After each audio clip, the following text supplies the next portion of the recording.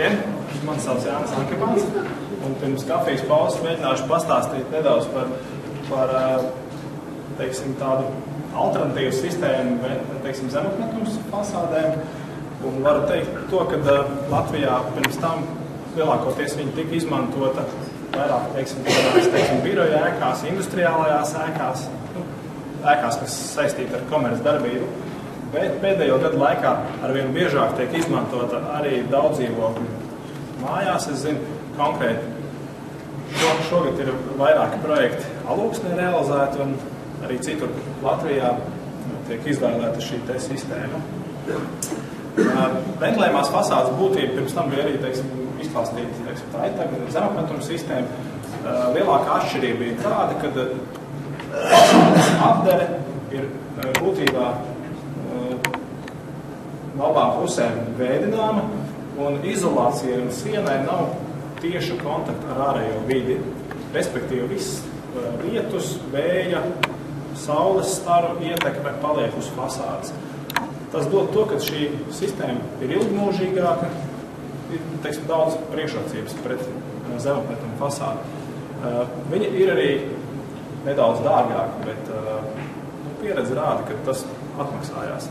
Gan ar, teiksim, labāku, vieglāku kopšanu, uzturēšanu, gan arī kaut kādiem, teiksim, remontiem.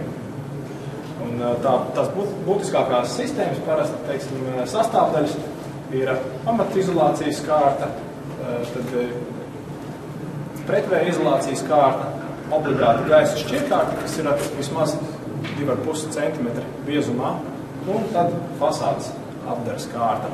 Apdares kārta, kā jau no bildēm var redzēt, var būt gan koks, gan ķieģelīts. Tas, protams, var būt daudzdzīvokļu māju gadījumā diezgan nereāli, bet tā var būt cementa plāksne, tas var būt profilētais tērauds, tās var būt kaut kādas, teiksim, metāla kasetes,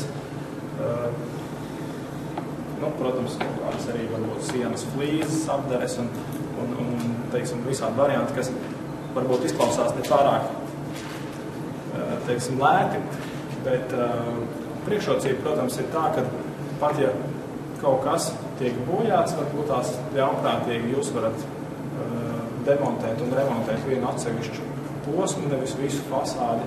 Un, kopsumā, teiksim, šādām sistēmām ir krietni ilgāks kalpošanas laiks un vieglāk apkop, jo viņas bieži pakļaujās kaut kādai mazgāšanai, tīrīšanai. Un, teiksim, es domāju, zemapmetuma fasādes Latvijā pietiekoši ilgi ir bijuši, lai varētu redzēt arī no iepriekšējiem, teiksim, slaidiem, jebkura kļūmīte un kaut kāda notecējuma pēc tam būtībā zemapmetuma fasādēs veido diezgan nesmuku, nepievilcīgu skatu.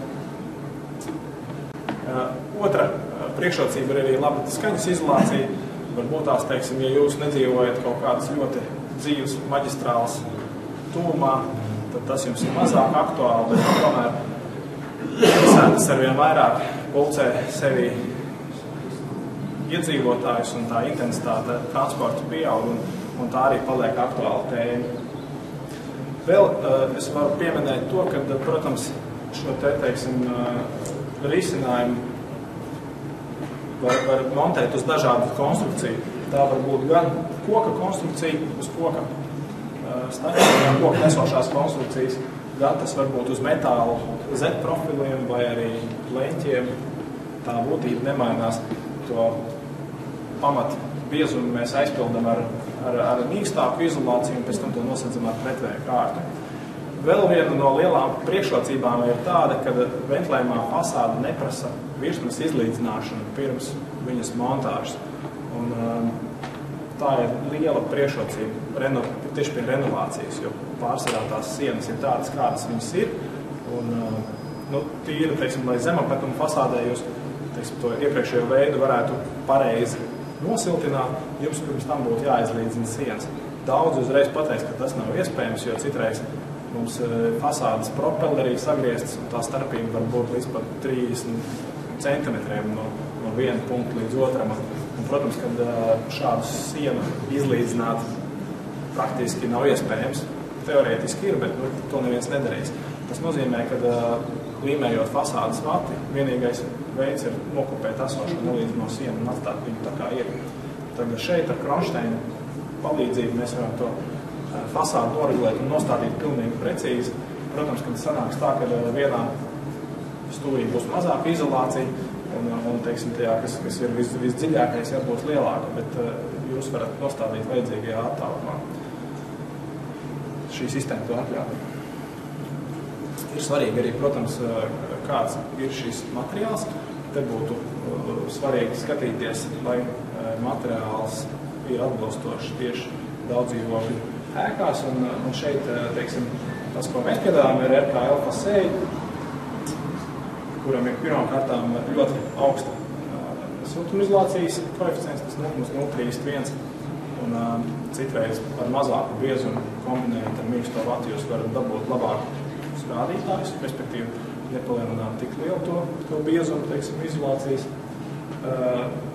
Viņiem ir ļoti laba tvaika caurlaidība, kas nodrošina ēkas žūšanu, teiksim, tieši konstrukcijas žūšana varbūt tās, un elpošana. Elpošana, te, teiksim, arī pirms tam, ko kolēģis minēja, jāsaprot pareizi, teiksim, ēka caur sienām neelpot tik daudz, lai mēs varētu elpot, bet tas ir tīri konstrukcijas elpošana, un to tā arī jāsaprot. Tad bija, protams, jautājums uzreiz par ventilāciju, un par ventilāciju šodien vēlāk stāstīt, bet ventilācija, teiksim, siltināta māja arī obligāti ir jāsakārto, jo tā mūsdienu prakse siltināšanā ir, ka mums tā māja jāiztais maksimāli hermetiski, lai viss, teiksim, tās gaisa kustības mēs varam kontrolēt ar ventilāciju. Tad mēs arī varam nelaist lieko gaisu ārā caur logu. Otra lieta ir, ka daudz saka, es jau veidināšu telpu ar logu, veidinot, būsim reālisti. Pie mīnus 15 vai 20 grādiem neviens logu nevērs vaļā, tāpēc, ka viņa būtīs, un pat pie mazākām temperatūrām īstenībā jau stipri pūš. Es nerunāju pa vasaru, kad, protams, ka visu tur vaļā, un principā ventilācija varbūt nav nepieciešama, bet tas ir vairāk tieši ziemā, kad ir mums apkuras sezona aktuāli. Un otrs parametrs ir gaisa caurlaidība, 2,5. Tas ir arī šim materiālam ir 10 reizes labāk, teiksim, tā vēja pretestība, jo otra lieta, protams, ka uz mūsu ēkām darbojās vēja iedarbība, un tā, teiksim, parādās tā, ka no valdošo vēju puses mums ir spiediens, un pretējā pusē ir retinājums. Tā kā būtībā mūsu ēkas visu laiku tiek spiestas ar gaisu cauri, un tāpēc viņas arī blīvs jātaisa no teiksim, izolācijas viedokļa. Otra lieta ir, protams, daudzstāvu ēkās, un, teiksim, tur, kur mums ir ventilācijas spraugi, ir jābūt arī atbilstošam materiālu ar atbilstošu uguns noturību. Konkrēti 2S1D0 tas ir pietiekama uguns noturība, lai varētu izmantot daudzstāvu apbūvē. Tas ir, teiksim, izvēlēties jūsu materiālu arī jāpapēta, teiksim, no visiem aspektiem. Protams, ka principā tas ir arhitekta darbs, jo ne katrs no jums var iedziļināties tajā lietā tik dziļi, lai visas tās nianses izpētītu. Protams, ka starp jums noteikti ir daudz arī tādi, kas varbūt ir arhitekti, ir būvnieki, un to var visu izdarīt. Bet, es domāju, kopumā cilvēkiem, ir dažādi biezumi, tas ir varbūt vairāk pie tādas, teiksim, daudzdzīvokļu renovācijas, bet kas ir svarīgi vēl, iepriekšējā, teiksim, prezentācijā runāja par sistēmu.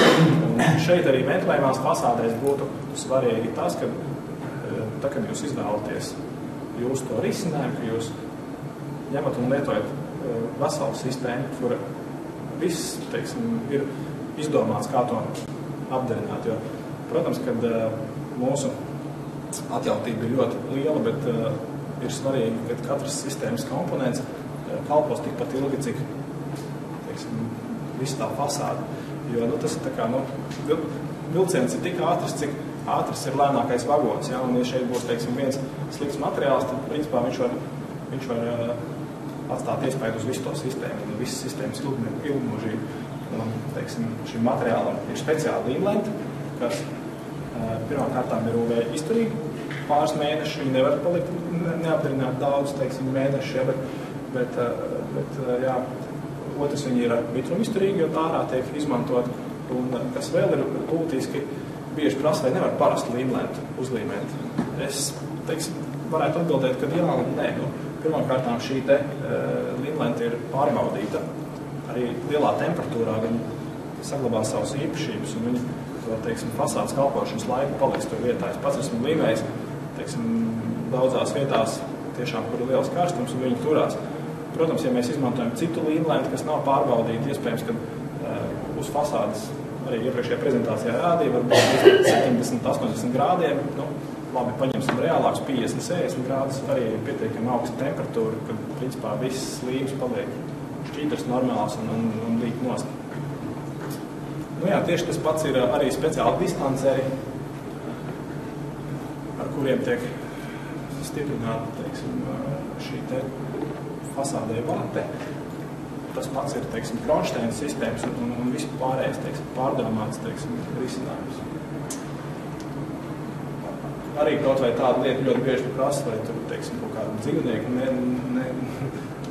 vai grauzē, vai bites neiemetīsies, tad būtībā ir arī speciāls, teiksim, peļu profils, ja, tas saucamais, ja, kas apakšā pie tās gaisa šķirkārtas, ja, jo, teiksim, apakšā mums jāstāja pieplūdu, augšā, kur būtībā ir speciāls profils, kuru liek virsū, lai tur tiešām kāds neiemitinātos un nesāk dzīvot, jo tie apstākļi ir diezgan labi, tur ir silts, sauss, būtībā viss ideāli apstākļi, lai tur varētu dzīvot uz nebēdu. Tieši tas pats ir cokola sākuma profils, ja, arī būtībā gatavs elements, ar kuru var uzsākt šo fasādu, tad nav jādomā, kādu tur bleķi vai ko tur pieskrūvēt, lai to visu varētu pēc tam realizēt. Jā, un, protams, kad arī risinājumi visādiem, teiksim, mezgliem, jo parasti ir, teiksim, tur, kur mums ir vienkārši siena, ir visi vienkārši, bet tiklīdz ir stūri, ir logi, tad ir ļoti svarīgi, kā mēs to visu pareizi salēžam un kā mēs to visu izpildam. Jā, un tad, izējot tā ātrumā caur plusiem un mīnusiem, tad, protams, kad viens no plusiem ir šīs fasādes montāžas iespējas pie mīnus temperatūrām, jo šeit nav slapjo procesu. Būtībā, protams, ka tas varbūt tās necilvēcīgi cilvēki, kas grāda salā montēt fasādu, bet teorētiski tas ir iespējams, jo nav slapjo procesu, tur ūdens nepiedalās šajā fasādē, fasādes, teiksim, montāžā. Ilgmūžība, ātra montāža, jo ir sausā sistēma, nav jāgaida tehnoloģiskie kaut kādi laika sprīži, kamēr kaut kādas kārtas žūst. Iespēja izlīdzināt esošo fasādu, var remontēt atsevišķas bojātas detaļas un var arī, teiksim, visādi dekoratīvos risinājumus veidot. No mīnusiem ir augstākas izmaksas, ar ko ir jārēķinās, un viennozīmīgi tā sistēma nedara kultūra vēsturisko pieminekļu renovācijai, jo tad nevar atjaunot to bijušo, teiksim, skatu kaut kādai vecai mūžai, tāpēc tas varbūt tās, šī sistēma nav tā, kas būtu tādos jāizmanto, bet es domāju, ka tas nav jūsu gadījums. Tas ir par ventilējumām fasādēm. Varbūt jautājumi tā?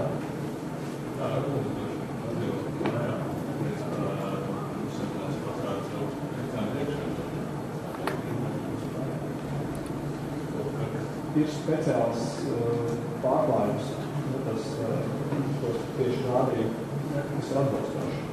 Tur var izmantot, jo, ok, ja nepatīk to pērkastā metāla pērkas izmantot, bet būtībā tieši tādā, teiksim, ugunsdrošībā, ja mēs ņemam tieši koku, ja, tad viņš pat nav tas, varbūt, bīstamākais.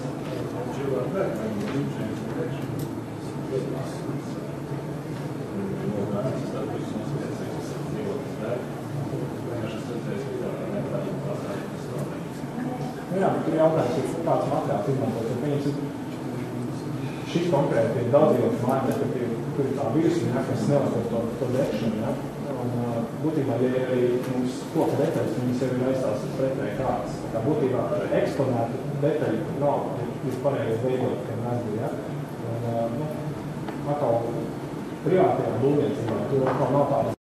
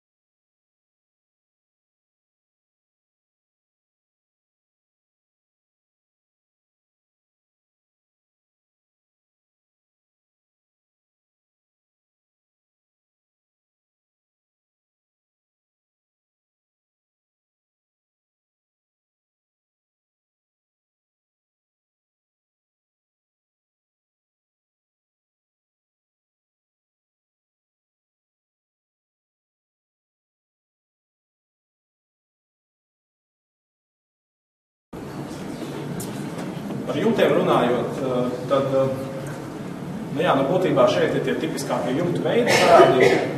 Varbūt tās tie pirmie divi vairāk aktuāli, teiksim, tādām privātu mājām, ja, kur ir mansārdu izbūve. Bet būtībā tas, kas ir, teiksim, uz daudz dzīvokļu mājām, tad ir visbiežāk ir savietotie jumti un ir arī augstie vēniņi. Caur jumtiem mums, tas ir paši vēniņi, aizplūst ļoti daudz siltumu, un es domāju, ka to diskomfortu parasti jau izjūt tie, kas dzīvo pēdējos stāvos, jo viņiem parasti ir ziemās augsts, vasarās ir karsts. Un būtībā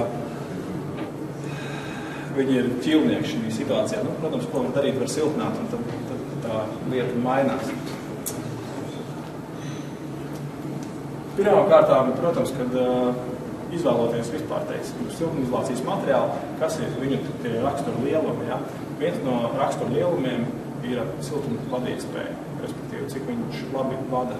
Un šis ir apgriezta vērtība, jo viņi ir mazāk, jo labāk. Ja? Un, respektīvi, parasti bieži veikalos pārdevēji nezinot, viņu piedāvā paprast pircējs zina, kad ir tāda landa, un kur jums labākā landa. Viņš parāda reku 40. Īstenībā tur blakus stāv 0,037, ja, nevis 0,04. Un tas 0,037 ir labāks materiāls, bet tā cilvēka psiholoģija ir tāda, ka parasti lielāks ir labāk. Un šeit ir apgrieztā vērtība, diemžēl. Un tas būtu jāatcerās, jo ļoti bieži vienāda vata simtniece stāv un viena ir dārgāka, viena ir lētāka. Un šī ir tā atšķirība, kad parasti jau tā dārgākā būs vienkārši ar labākajām īpašībām. Runājot par augstiem vēniņiem, tur ir vairāk siltuma izolēšanas veidi, bet pamatā var vai bērt iekšā vati, vai arī likt ruļļos vai loksnēs. Ar beramo vati mūsdienās ļoti bieži siltina, jo priekšrocības ir tādas, ka ļoti ātri iestrādā. Būtībā tie vēniņi ir jāsagatavo, jāstaista, protams, ka laikus, lai varētu piekļūt pie, teiksim, pēc tam kaut kādām komunikācijām, kas jāapkalpo, jāiztaisa pažobels, pēc tam būtībā 1-2 dienu laikā atbrauc firma un to visu aizpūš. Jāparedz vienīgais 10% sēšanās, kas arī LBNā ir atrunāta, un būtībā brīvi vērtiem materiāliem ir paredzama sēšanās. Un, protams, kad jāparedz to, ka to darīs kompānija, kurai ir speciāls aprīkojums, jo lielākā problēma ir tāda, ka privāti jūs varbūt tās beramo vati varat paši grābekli uzirdināt un ielikt nelielās platībās, bet ja tā būs daudzdzīvokļu mājas, teiksim, vēniņa telpa, tur būs, varētu teikt, nereāli izdarīt to ar rokām. Vienkārši tā vata netiks pietiekami uzirdināta, un tas nozīmē, ka viņas patēriņš būs lielāks. Parasti to šo siltināšanas veidu izvēlas, jo tā vata kulā ir lētāka, bet, ja jūs viņu neuzirdināt, tad tur tā ekonomija nekāda nesanāk, jo būtībā tas patēriņš sanāk lielāks. Otrs variants ir izmantot loksnes vai ruļļus. Būtībā sistēma ir tāda pati, bet šo, teiksim, iestrādi var jau būtībā veikt arī varbūt saviem spēkiem, vai arī, teiksim, arī uzņēmums bez tās teiksim, speciālās iestrādes mašīnas. Protams, kad siltuma izolēšanā pats būtiskākais tā ir iestrādes kvalitāte. Savietotie jumti, tas ir, teiksim, otrs izplatītākais veids.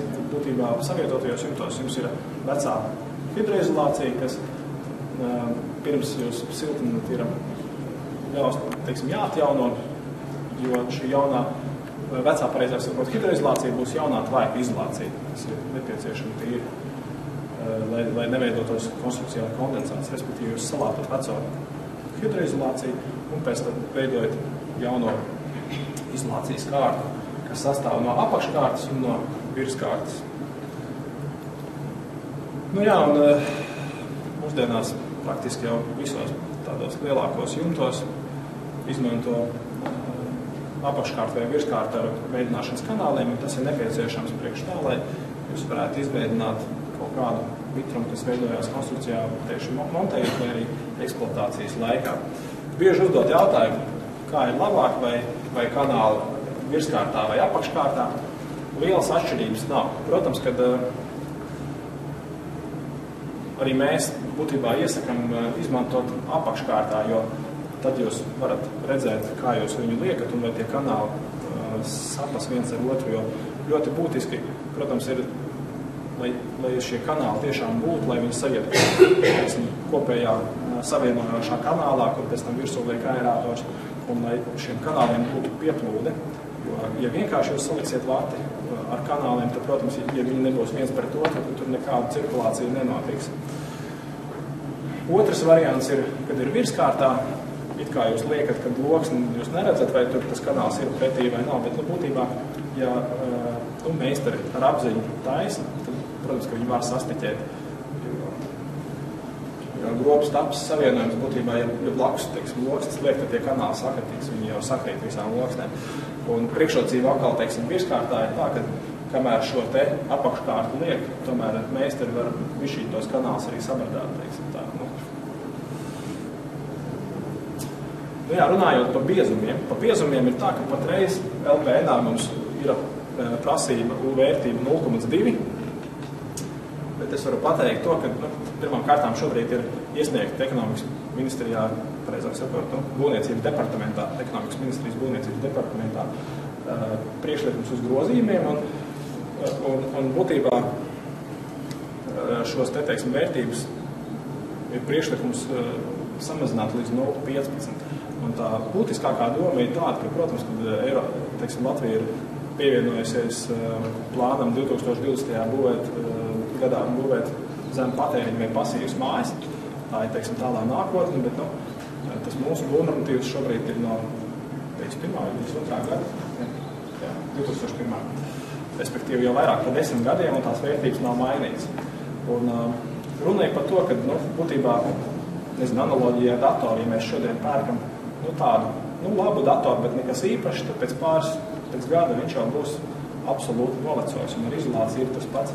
Ja šogad jūs izvēlaties pieņemat lēmumu siltināt, tad jums jāpadomā par nākotni, ka jūs tomēr varbūt tās kaut kādus centimetrus tajā izolācijā pieliekat klāt, un vienkārši jums pēc pāris gadiem tā māja joprojām būs laba, jo būtībā, ja mēs šodien visu to labāko ieliksim, tad arī pēc 10 gadiem tā māja vēl būs laba. Ja mēs šodien siltināsim pēc minimālajām prasībām, tad jau pēc pāris gadiem būtībā viņi būs neatbilstoši atkal, teiksim, mūsdienīgām normām.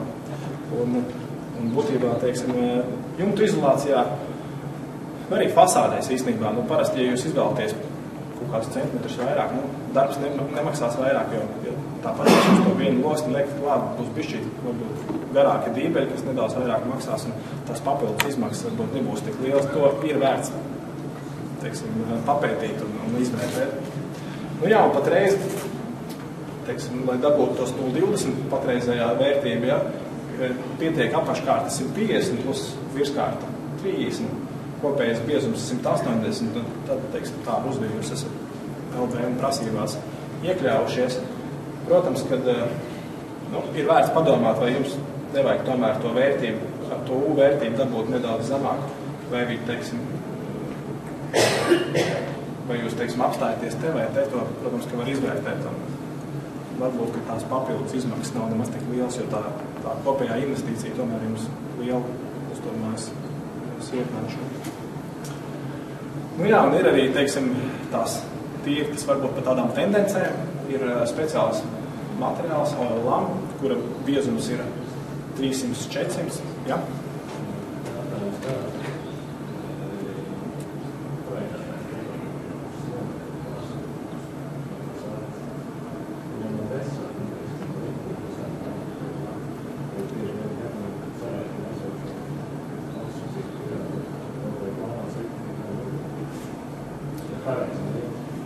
Īstenībā, protams, kad ir dažādi ražotāji, bet tas tilpumsvars, vatai, parasti ir no 60 līdz kaut kādi 80-90 kg uz kubikmetru. Tas nav daudz. Tas nav nekas. Īstenībā pat ar sniega slodzēm. Protams, ka tas ir jārēķina, bet tie 10 centimetri sanāk, ja ir 100 kg, tad tas ir 10 kg. Ja būs 200, tad tas būs 20 kg. Tas uz 1 kvadrātmetru. Tā ir, teiksim, no būvfizikas viedokļa tā ir ļoti maza starpība. Teiksim, te svars nav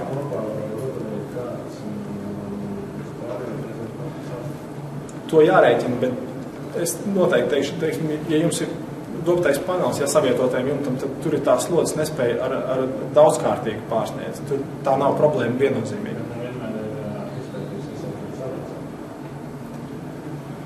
Nu, teiksim, protams, ir jāizpēta varbūt tas tehniskais stāvoklis.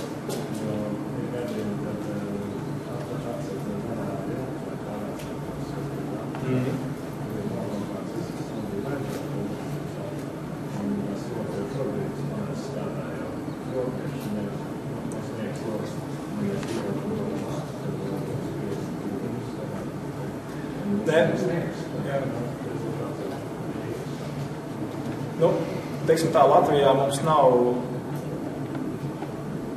iebrukuši jumti, tāpēc, ka nav jārēķināta vata īstenībā. Lielākoties, kur ir kļūdas, parasti sniegslodzi neierēķina, jo viņi ir krietni lielākā.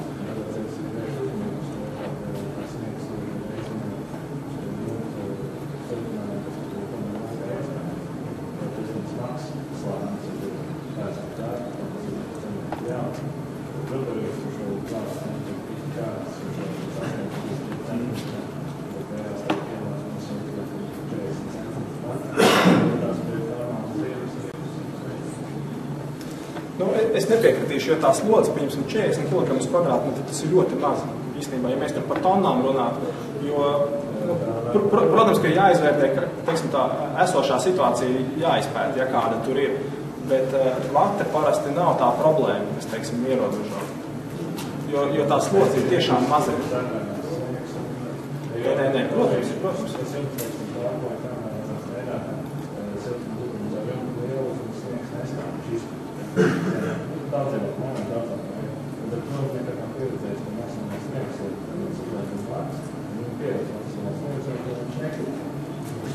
Nu, teiksim tā, protams, ka katrs gadījums ir jāizvērtē atsevišķi, ne? Un tā kā jūs teicāt, ka tur ir būvroži un visādi gadījumi var būt, bet vispār, teiksim, šīs padomju laika mājas bija ar lielu rezervu. Tur nav, teiksim, tā sniegslodzes, tur nav problēma.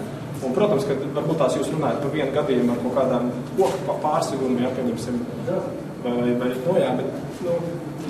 vate nav tik smaga, lai tā būtu problēma. Tur nav, teiksim, tonu uz kvadrātmetru, ja, tur ir 20 kg. Nu, es pieļauju, ka pie renovācijas vispār jāņem vērā, ka tur tiek kaut kas likts, bet tas, ka tur 20 vai 40, tā nebūs liela atšķirība.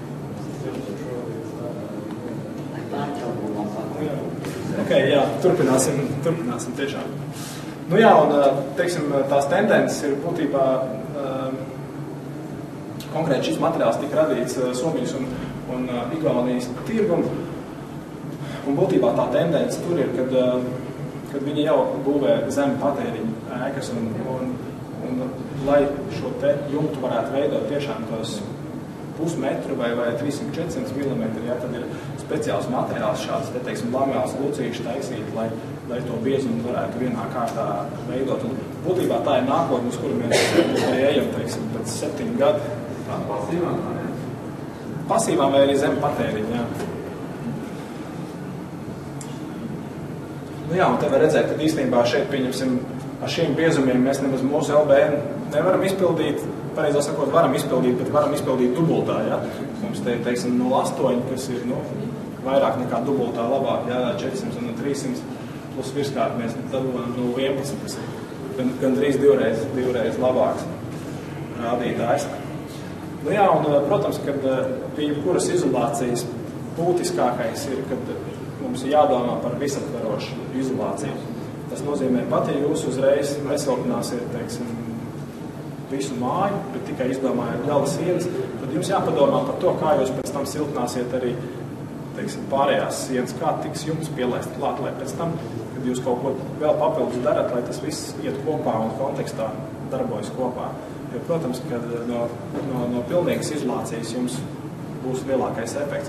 Protams, neaizmirstot arī par ventilāciju, kas ir ļoti svarīgi, jo tad būtībā cilvēki tās pamatlietas, kas ir nepieciešams, siltums, gaiss, bez gaisa mēs nevaram dzīvot. Ne? 5 minūtes mēs varam maksimums laikam aizturēt tālu. Tā ir svarīga lieta. Nu jā, tad pāris bildes, kas varbūt arī līdzīgas, tā kā kolēģiem bija pirms tam. Nu, protams, kad putu izmantošana, viņas daudz izmantoja, un tad, teiksim, tā lielākā problēma ir tāda, kad viņas nepaliek tur ilgstoši, ja, un būtībā uz to aizpūšanas brīdi, protams, ka viņas savas funkcijas pilda, viņas varbūt pilda pusgadu, gadu, bet pēc tam tās pašas, teiksim, saules ietekmē viņas vienkārši noārdās, viņas saplaisā un būtībā viņu tur vairāk nav.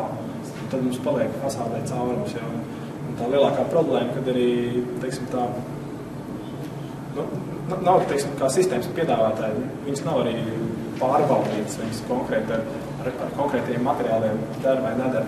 Būtībā, lai putas nebūtu jāizmanto, ir vienkārši kvalitīvi jāstrādā, kvalitīvi jāslēdz kopā šīs, teiksim, izolācijas plāksnes. Protams, te problēma, ja mums ir šķīva siena, tad iespējams, ka tās spraugas veidojas dēļ tā, ka tās, teiksim, vati nokopē to sienu, ja? Bet, nu, tad jautājums, vai mēs valkam ārā sienu, vai mēs piegriežam vati tā, lai tas viss der kopā. Nu jā, bet ja jūs redzat putas, tad tas nav atbilstoši ražotāju, teiksim, rekomendācijām. Nu jā, te ir cits gadījums, ja te, teiksim, ir skursteņa aizsardzība, ja, teiksim, uguns, un tā kļūda ir tāda, ka te ir ielocīta vati iekšā, ja, un tas arī nav atbilstoši, teiksim,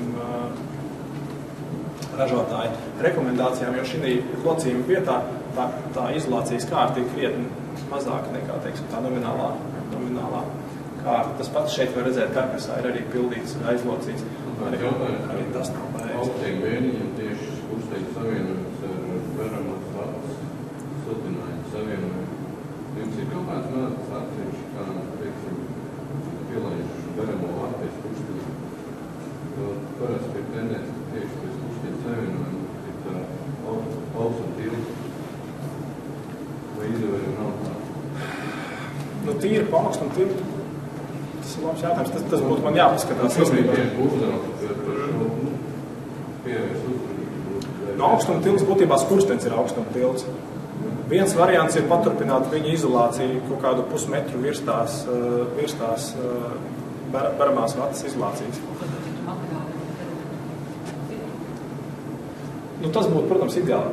Īstenībā, teiksim, ar skursteņiem tīri no ugunsdrošības, viņiem jābūt ir ar atjaunot apmetumu, ja, lai nebūtu plaisas, lai nebūtu izdrupuši šuvi. Ja. Un, protams, kad, teiksim, vati ir nedegošs materiāls, bet ja jūs gribat reāli uguns aizsardzību, ja, tad apkārt skursteņiem pareizi būtu likt ugunsdrošu vati, kurai, teiksim, ja standarta vatēm, ja būvniecības, teiksim, ko mēs izolācijā izmantojam, tā darba temperatūra ir līdz 200 grādiem, ja, tad ugunsdrošajām vatēm ir līdz 700 grādiem. Teiksim, skursteņiem ir ventilācijas. Ventilācijas kanāliem tad ir vienkārši ar kaut kādu, varbūt tās, tādu, blīvāku materiālu, kaut kādām loksnēm būtu jāpaturpina uz augšu, jo... Izvērs to nerekomendē. Nē, kāpēc? Tā nav, jā. Nu, nav varbūt tās tiem skursteņiem jāatsevišķi. Tas labs iemesls īstenībā mums varbūt tādu būtu uztaisīt, jo tie principi augstuma tiltu novēršanai, viņi jau ir, vienādi, vai tas ir skursteņs, vai tas būtu, pieņemsim, parapets, ja? Arī parapetam būtībā, parādīšu dzīvē, varbūt tās, cik tālāk varēs iedomāties, augstajos bēniņos parasti, ja, teiksim, kaut kāds, teiksim, tā mūrlata, ja, spāris, tad būtībā parasti ir kā, ka veramo vatu, ietver, tad 200 biezumā, ja. Būtībā šis te mūris nesiltinātais, viņš ir augstuma pilns, pirmkārt obligāti otrā pusē fasādē siltinājumam ir jāiet līdz pat mūrlatai, tas ir viens, bet otrs, arī no iekšpuses tā pati, teiksim, tas visiem ne, teiksim, mūri, viņi ir jānosiltina. Tas pats jau ir īstenībā skursteņa gadījumā, ja jūs siltināt, teiksim, zonas, 20-30 centimetrus, būtībā caur skursteņa tas augstums dziļāk iekšā, paņemat un nosiltināt skursteņu kaut kādus, pusmetru augstāk, un būtībā jūs to viņu noizolējat un samazināt augstumu tiltu, jo ne visas augstuma tiltus jūs varat izslēgt. Viņi paliek, tad jūs varat, teiksim, samazināt viņu, teiksim, ietekmēt. Jo tīri konstruktīvi daudz ko nevar atrisināt pie renovācijām.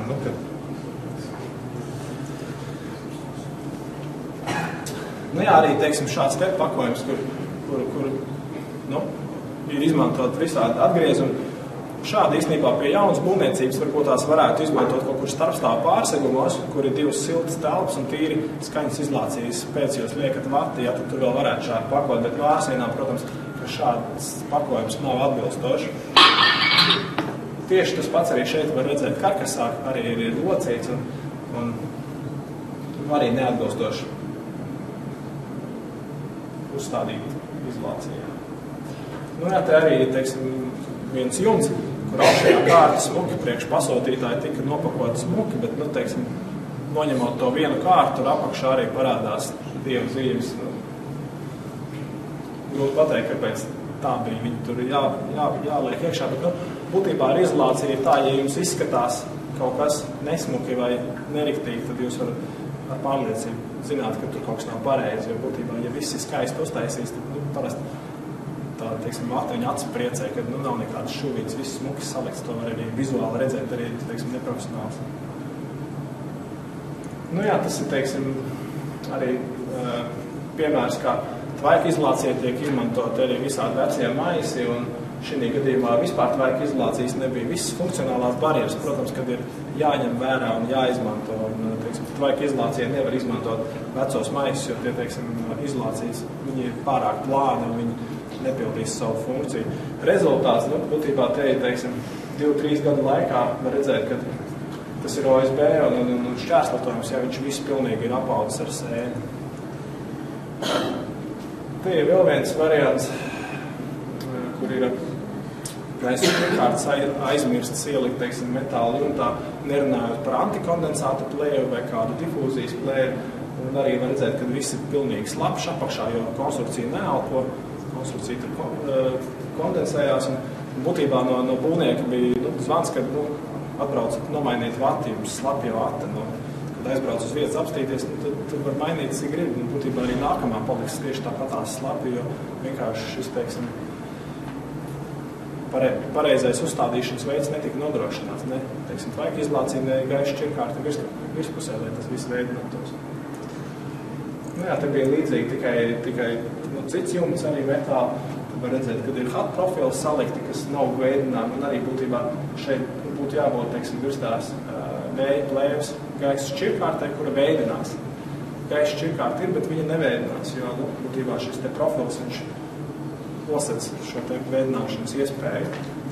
Un, teiksim, caur pašu metāla profilu parasti nekas neveidinās, jo tas vilnis ir pārāk maziņš, lai nodrošinātu pietiekumu veidināšanu.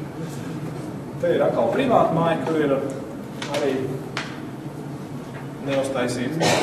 Var redzēt, kā kondensāts smuki krājās, tvaika izolācija pietiekami izturīga, un to visu pagaidām tur, bet tas ir arī līdz laikam.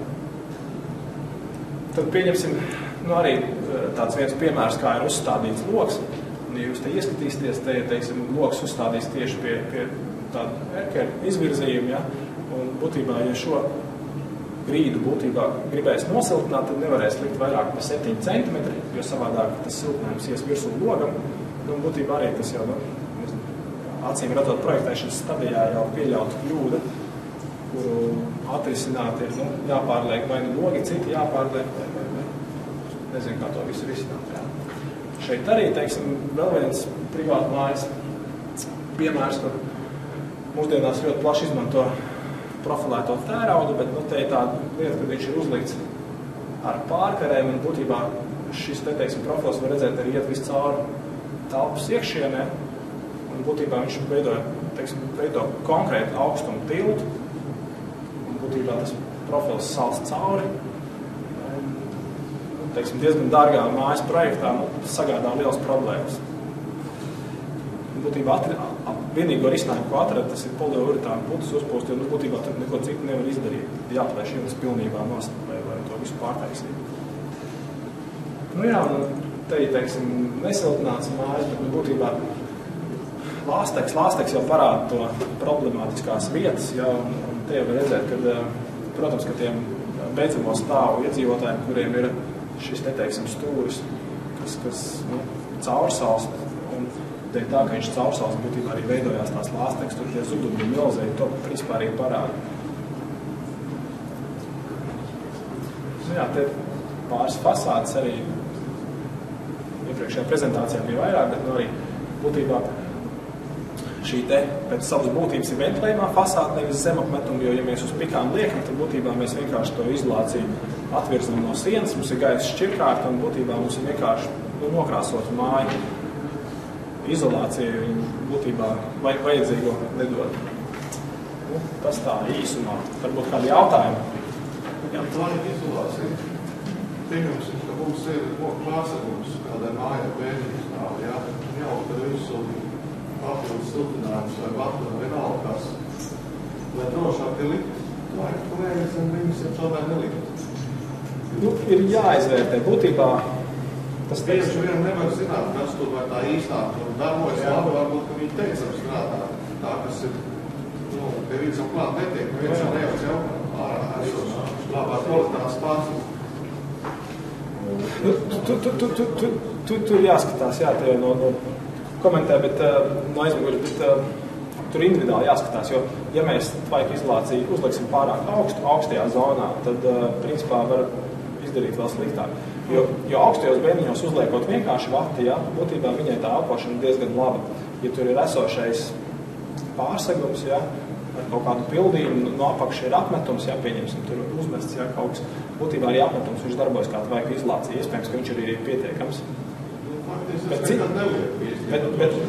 Bet citos gadījumos, protams, ka, teiksim, ja jūs gribat tiešām ļoti labi noizolēt, lai būtu viss blīvs, tad būtu jāpārliek no jauna, bet tad ir iespējams, ka arī jātīra laukā un tad ir jāklāj iekšā tvaika izolācija no jauna.